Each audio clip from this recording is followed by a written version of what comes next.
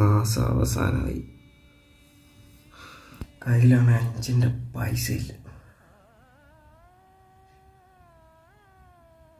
ഇനി സാലറി കിട്ടിയാലും അതെല്ലാം കടം വാങ്ങിച്ച് അവന്മാർക്ക് തിരിച്ചു കൊടുക്കേണ്ടി വരും. വീണ്ടും 0 ബാലൻസ്. ഇങ്ങനെയൊന്നും ആയാൽ ഞാൻ ഒരിക്കലും രക്ഷപ്പെടില്ല. ഗൾഫിൽ പോകണമെന്ന് വെച്ചാലും അതിനും പൈസ. പഠിച്ചു എന്നൊന്നും പറഞ്ഞിട്ടൊരു കാര്യമില്ല.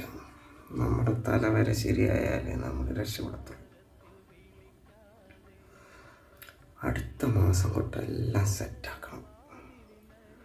ഒരു 2500 രൂപയെങ്കിലും ബാങ്കിൽ വെക്കണം.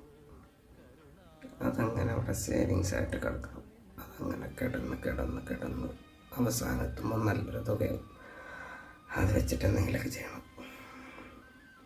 എന്തായാലും ഈ കടം വാങ്ങിക്കുന്ന പരിപാടി നടത്തണം.